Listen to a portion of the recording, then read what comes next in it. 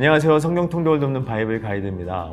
오늘은 예레미야 41장에서 44장까지입니다. 종교와 신앙이 어떻게 다를까요? 종교가 추구하는 것은 인간이고 신앙이 추구하는 것은 하나님입니다.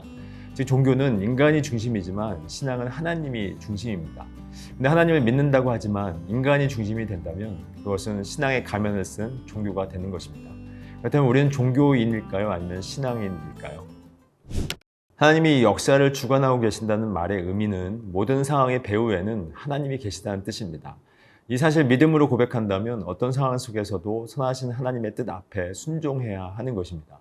그러나 하나님의 뜻이 아닌 자신의 뜻이 더 중요하다고 생각한다면 원하지 않는 현실 앞에서 분노하게 되죠. 남유다에 남아있던 이스마엘이 총독 그다라를 살해하게 됩니다.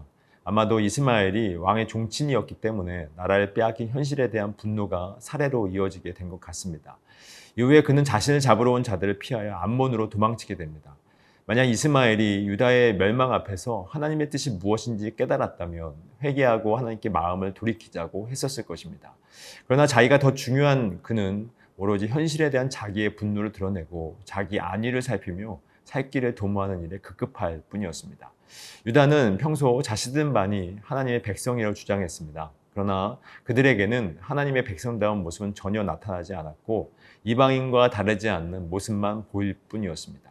그래서 하나님은 멸망을 통해서 오직 자기만을 위해서 사는 그들의 실체를 드러내 보이신 것입니다. 요한왕과 유다의 남은 백성들이 살 길을 찾아 애굽으로 피신하는 도중 예레미야에게 기도를 부탁하면서 우리에게 좋든지 좋지 않든지 순종하겠다라고 합니다. 어떻게 보면 이들이 변한 것처럼 보이지만 사실 이들은 여전히 하나님의 말씀에는 관심이 없습니다. 이들의 관심은 오직 복에 있었습니다. 좋은 말씀이든 좋지 않은 말씀이든 순종하면 하나님이 복 주실 것이라고 생각한 것이죠. 그러나 이들이 정말 하나님을 알고 하나님과 바른 관계에 있었다면 자기 백성에게 주신 말씀이나 행하시는 모든 일에 좋지 않은 것이 없다는 사실을 믿고 복을 받기 위해 기도를 부탁할 것이 아니라 하나님의 뜻이 무엇인가를 알게 해달라고 했어야 했습니다. 그러나 이들은 여전히 자기중심적이었기 때문에 자신들이 처한 현재의 고통만 보고 있는 것입니다. 이들에게 하나님은 애굽으로 가지 말고 폐허가 된 그 땅에서 비참한 삶일지라도 그것을 감수하며 눌러앉아 살라고 합니다. 그렇다면 왜 하나님은 유다를 이런 극한 상황까지 몰고 가시는 걸까요?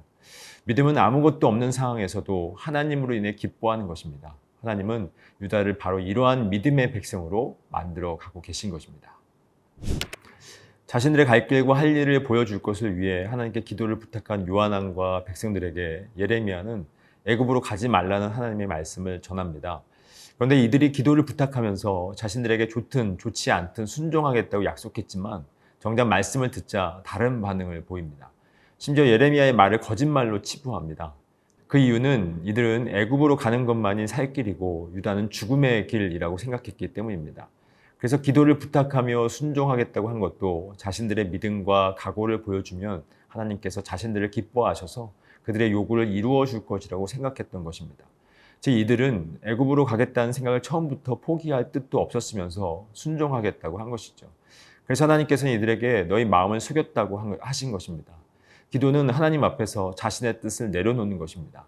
그러나 아버지의 뜻에 다 맡겼다고 하면서 은연중에 자신이 생각하는 길로 인도해 주기를 바라고 있기 때문에 뜻대로 되지 않으면 낙심하고 원망하게 되는 것입니다. 이것이 바로 자신을 속이고 있는 것입니다.